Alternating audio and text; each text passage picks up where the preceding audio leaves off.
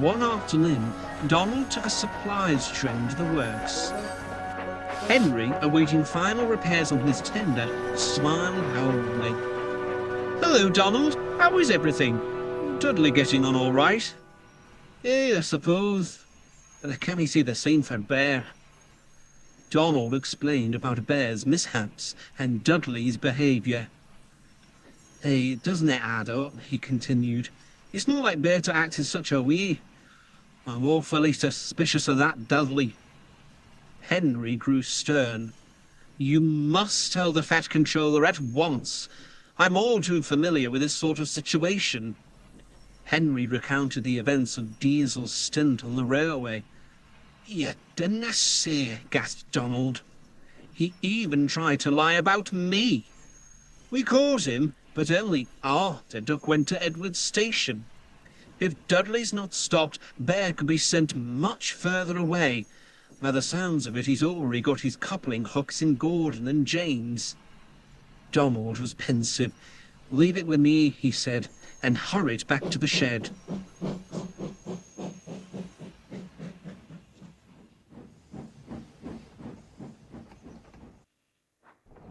When Donald returned, he found Bear all alone, staring solemnly at his buffers.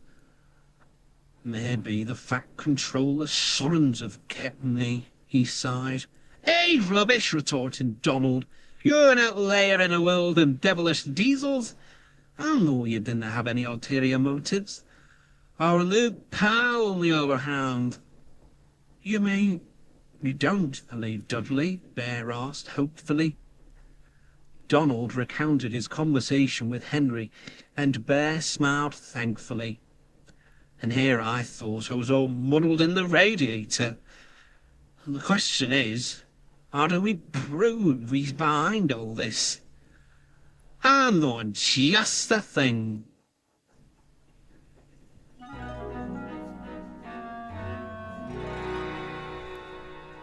The next day, Dudley was dozing at the shed.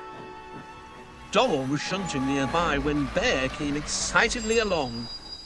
"I say, Donald," he said loudly, "where'd you put the coaches for the VIP train?"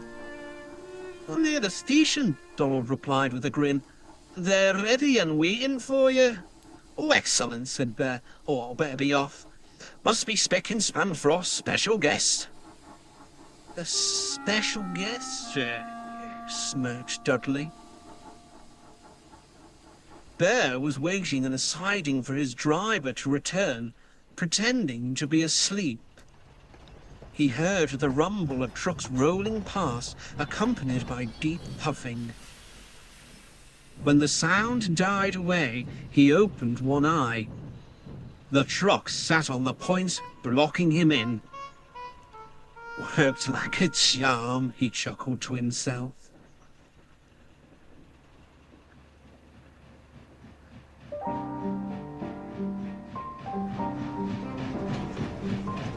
Meanwhile, Dudley skulked around the sidings by the big station. Special coaches, he thought. Where would they be? "Over here," came a voice. Dudley perked up and hurried towards it. Into a siding he swerved, and waiting for him was... "Hello," grinned Toad. "You must be Mr. Dudley." "You're not a special coach," Dudley growled. "Oh, I never claimed to be one, sir." "Were you looking for some?" "There's meant to be a VIP train," snarled Dudley, "and I'll be the one to take it." "A VIP train? Oh, that does sound thrilling." "How did you get out of that siding?" "I helped him," said Donald, who drew alongside. "Question is, how do you know he was trapped?" Dudley went pale. Well, that is to say, an excellent question indeed, Donald. I'm curious to hear the answer." The Fat Controller stepped out of Toad. "Well, Dudley, shall we hear the truth this time?" The engine's bewildered face twisted into a wicked snarl. Yes. It was all my doing. I'm still an engine in his prime. Why should I face the prospect of scrap? Oh, yes, we've all heard of the sanctuary that is the Fat Controller's Railway, a haven where steam will always have a place. And yet, there still appears to be rats amongst us. I've proven my worth. Surely you wouldn't send an engine to his end, sir? The Fat Controller pondered. No, Dudley, he said at last. I wouldn't. Dudley smirked. And I wish you luck in finding a new home. However, it won't be here. You can't, Dudley gasped. Deceit has no place on my railway. I welcome any engine, steam or diesel, who shows they are both useful and honest in their work. I hope you learn to change your ways. Perhaps then you will find what you seek. I politely ask that you leave at once. There was silence. Donald and Bear stood with bated breath. At last, Dudley gave a sinister smirk. Perhaps this railway isn't any different after all. You call this deceit? My dear sir, it is survival. The only thing that matters in this age of scrap. Well, you've won the battle, but not the war. I'll take my leave at your request, but you will remember me. Bear and Donald moved silently away, freeing Dudley from his siding. He moved crossly backwards. Pleasant journeys, Mr. Dudley, called Toad cheerfully. Dudley gritted his teeth. The Fat Controller fought to keep his composure.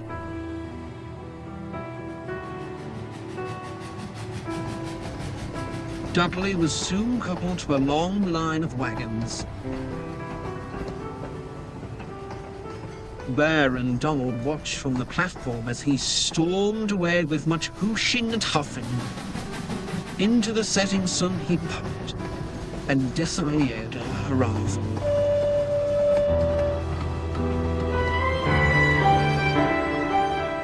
I do feel some sympathy for him, sighed Bear. Scrap is a prospect no engine wants to face. Would you reckon he'll change? Shall we see, replied Donald. But with what he said to the Fat Controller, it might be too little too late.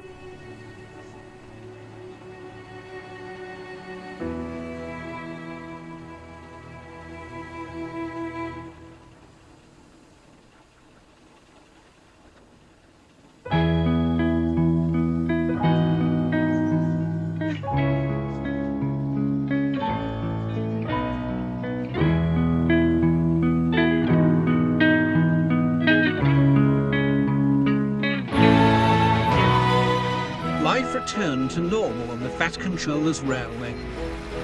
Henry came home from the works and gave Gordon and James quite an earful. They shamefully apologized to Bear at once. Bear was a much happier engine after that. He worked hard and always lent a wheel to engines in need.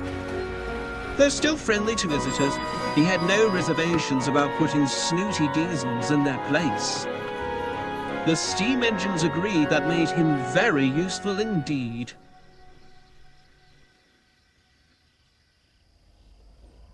But what of Dudley? No one knows for certain. He seemingly disappeared after leaving the island of Sodor. Perhaps he changed his ways and found a new home.